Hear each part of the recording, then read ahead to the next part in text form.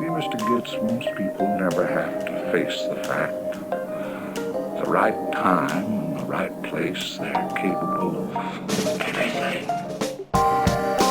What's up, my wizards? It's Dev from MtG, the place down there. We got decks and we got a really cool rogue brew for you today.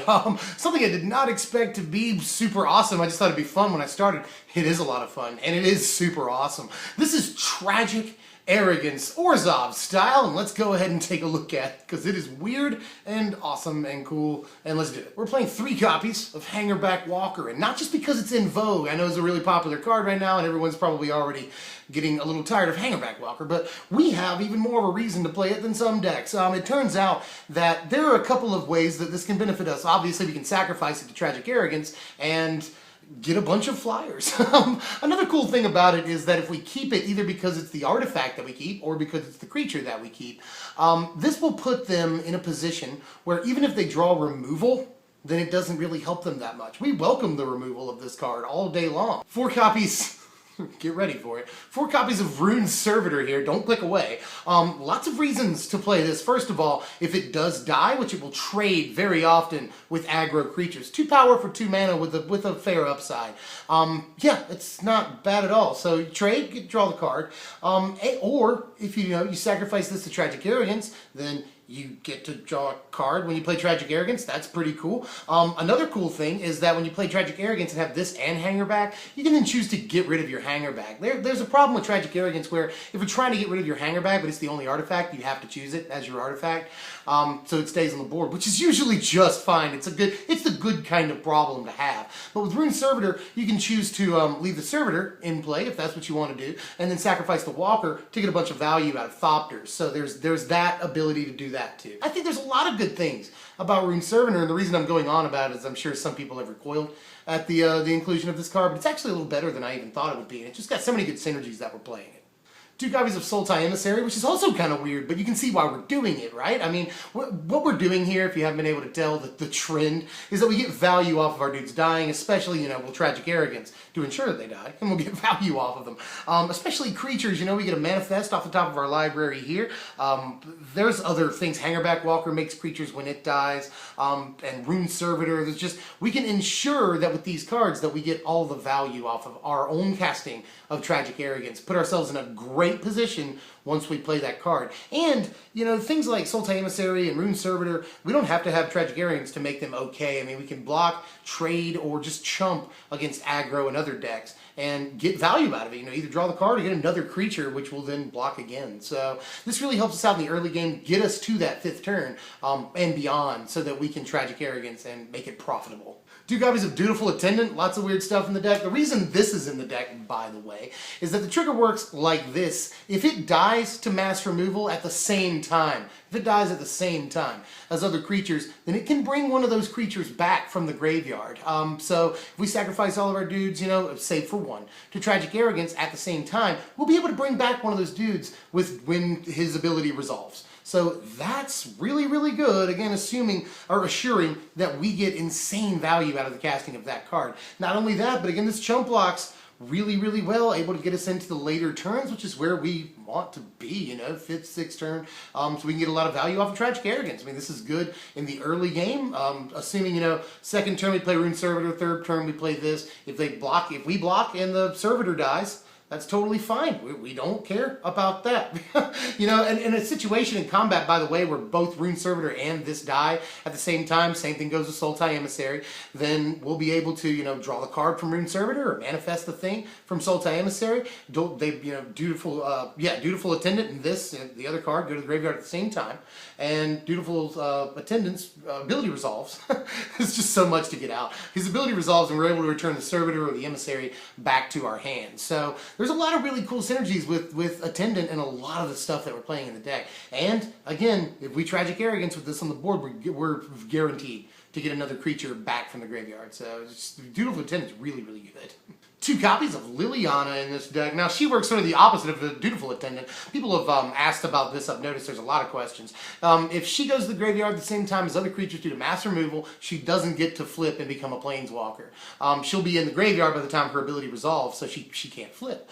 So it works pretty much the exact opposite way. But we've got a lot of things that make that negative X of hers really, really cool. And obviously, a lot of our creatures will die in combat because we just want to chump with them anyway. You know, Rune Servitor, Sultai Emissary, even Dutiful Attendant. These are all creatures that we don't really care if they die. We want to chump with them. That's totally fine. We get value when they do chump and die, or trade even.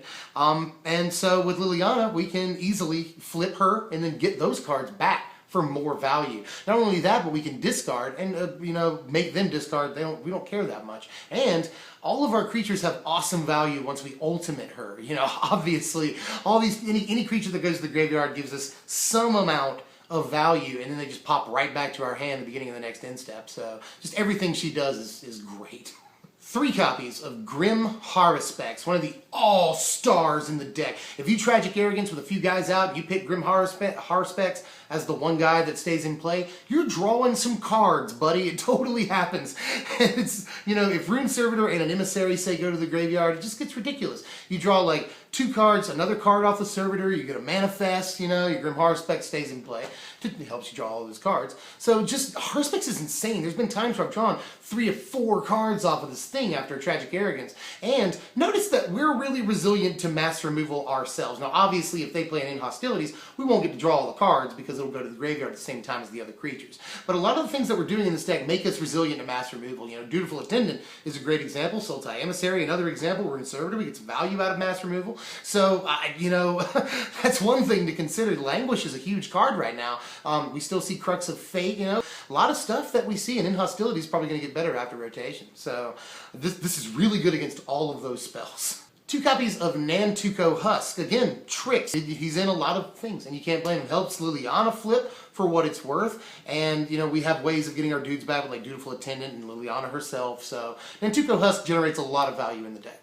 2 copies of, this is weird, Blood Curse Knight. But again, just like Nantuko Husk, there are ways that we can make this really, really, really good. And I'll get to them in just a moment. But aside, before we move on, you may have noticed we're playing an awful lot of creatures at 3 mana. That's not bad at all. That can assure, in a lot of situations, that especially against, you know, smaller decks, which are very popular right now, aggro-based decks, that we'll be able to keep something better than them. You know, they have an abundance of 1 and 2 cost creatures. We have an abundance of 3 cost creatures. So we sort of outclass them at a certain point, and once we can Tragic Arrogance and clear the board, then we're able to sort of hold that point a little bit better, just because our creatures are slightly more powerful than theirs in a lot of instances. So that's one reason to play so many 3 mana guys.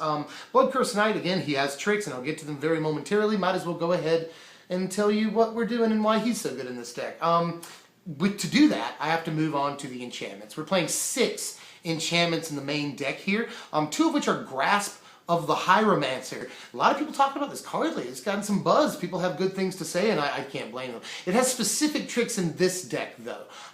Due to Tragic Arrogance, we can keep an enchantment in play. So if we keep the creature that this is enchanted to in play, then sure, they may get to keep a creature, but as soon as we swing in, we can tap it down, which is super sweet. Imagine a scenario, which has happened in testing more than once, where we're able to sacrifice our dudes to Nantuko Husk with a Grasp of the Hieromancer on them, and then Tragic Arrogance, removing all but one of their creatures. Our Nantuko Husk is a huge boost from all the creatures we just sacrificed to it. We can swing in basically unblockable because we can tap their dude down. That's just a really, really cool scenario, and the same thing with Blood Curse Knight, by the way. If we have a Grasp of the Hieromancer on Blood Curse Knight, then he can essentially do 5 lifelink damage unblockable, which can really, really swing the game in your favor. Now, Nantuko Husk sounds more bombastic, sure, but Blood Curse Knight is sort of more reliable in that situation. A lot of times you'd rather do a guaranteed 5 lifelink damage. You know, that's just a 10-point life swing is ridiculous.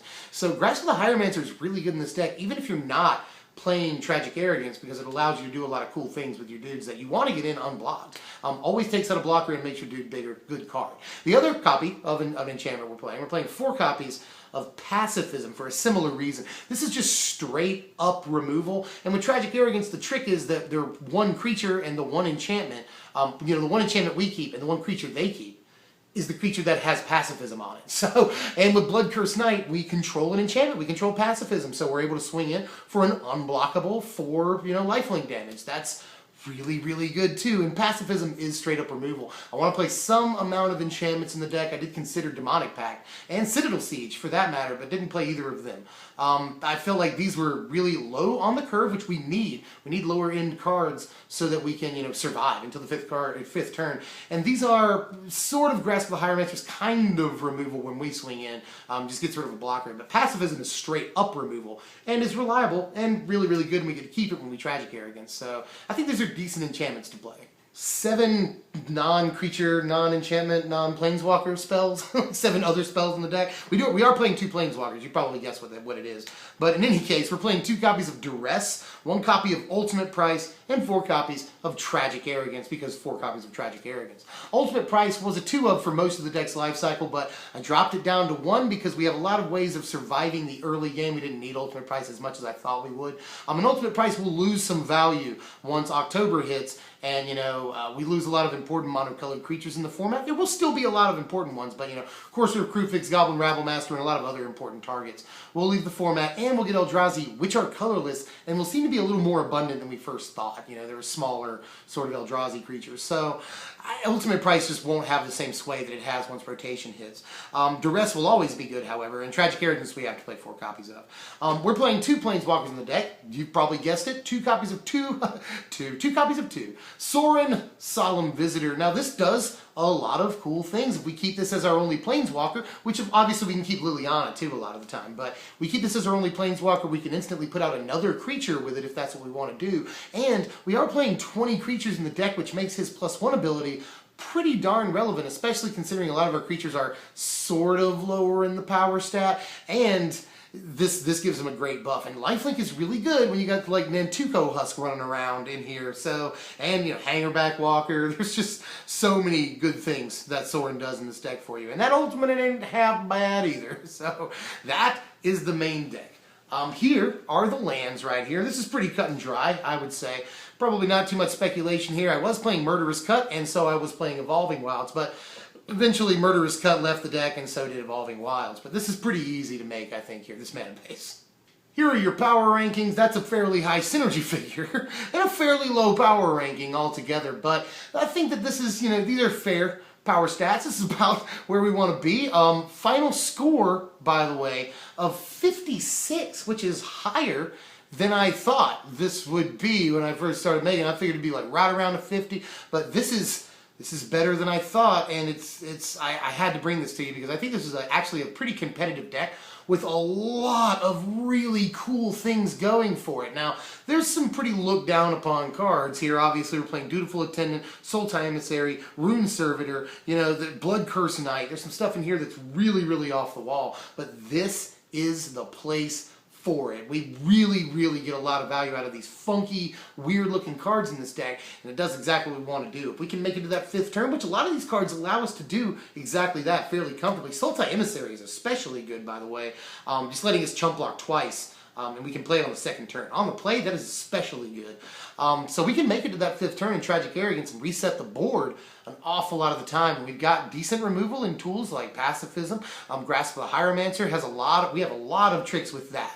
And we satisfy every requirement on Tragic Arrogance some of the time. We can keep a Planeswalker and an artifact and a creature and an enchantment. So there's so many cool things that I love about this deck. I've always loved Orzhov, but this is probably my favorite deck to play, in the last like 3 or 4 months, you guys. I really, really like this. Let me know what you think about it. Please try and make this. I know Hangarback and Liliana are fairly expensive, but you could probably mix and match, put in more copies of Dutiful Attendant, or something I thought of, again, was Citadel Siege. I thought of Dead Bridge Shaman in this deck. That would be okay. There are definitely a few things you could play if you wanted to be on the more budget end of it, and if you wanted to play budget, you could build this deck for like 25 bucks pretty comfortably. So a lot of things going for it. I like it a lot. Here's what's next. I'm going to have to ask you guys to rep. It's going to either be Jund or Teamer? Now, I know that these are both very, very popular deck archetypes, very popular guilds right now. I'm pretty sure I know which one's going to get it, but I'm rooting for both because I love both of them a lot. Jund and Teamer are two of my favorite all-time to play. So, you want me to do Jund? You want me to do Teamer? Which one's it going to be? And we've got a lot of other deck techs we're getting to. Somebody reminded me about Mono Red Dragons. I'm going to do that. Mono Red Aggro post-rotation. Going to do that. Going to probably try and do a Simic Flash thing here soon. So lots of stuff coming up. Stick with us. I am Dev from SBMTG. If you enjoyed the content, please do us a solid. Like, share, comment, subscribe. We're quickly growing at this point, and I really appreciate that. Not a day goes by where someone's like, I just stumbled on your channel. You guys are really good. Thank you for all of that support. Really, it means a lot to us. Again, I'm Dev from that place that you apparently like. That means a lot to us. That's really cool. I'll see you guys later. Thanks for watching, my wizards.